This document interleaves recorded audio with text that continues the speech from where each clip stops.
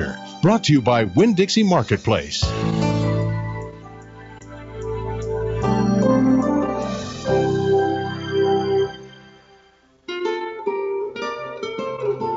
If Clinton Washburn could see his island today, he might feel a twinge of regret. A park where he'd once dreamt of building high-rises and houses.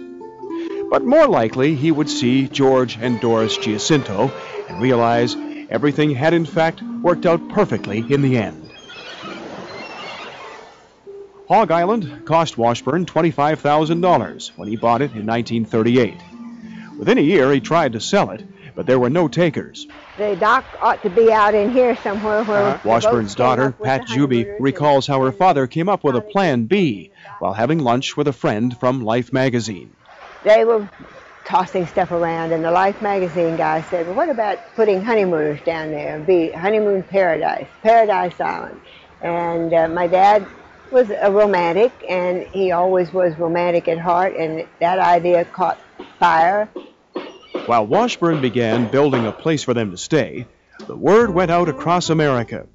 Honeymooners could write in with the reasons they should be chosen to spend 2 weeks on the island. Washburn would pick the winners. And this is Honeymoon Island. We are coming to... In the winter of '39, the first honeymooners arrived, many fresh from their first plane ride, and followed by Life magazine and newsreel crews. Seems the cameras couldn't get enough of one young couple from Detroit. That is me, trying my best to be a Hawaiian.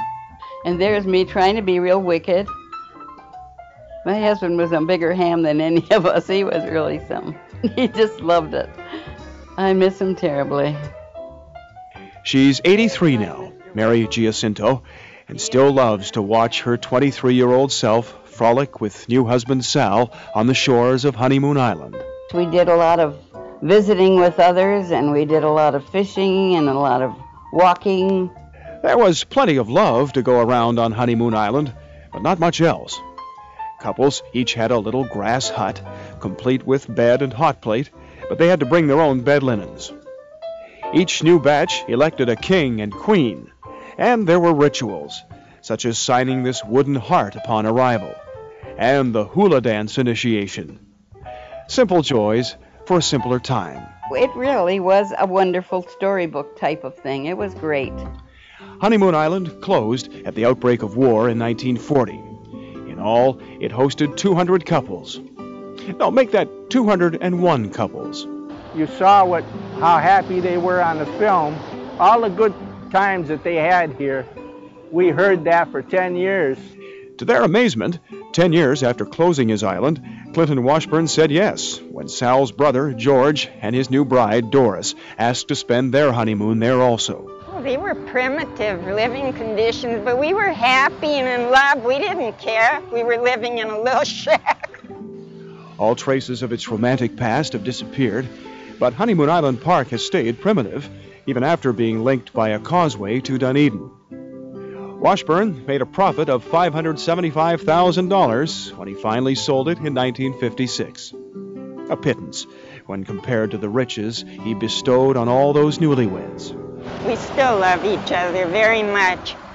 But I always said that the beginning is the most important part of a marriage. If it don't start out right, it'll never work.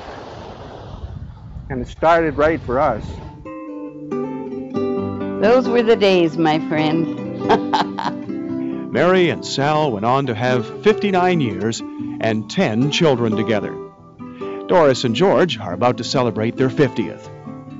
Could Clinton Washburn have done anything but smile now, knowing that the island he had loved so well had done so well with love? This Tampa Bay Treasure, brought to you by Winn-Dixie Marketplace.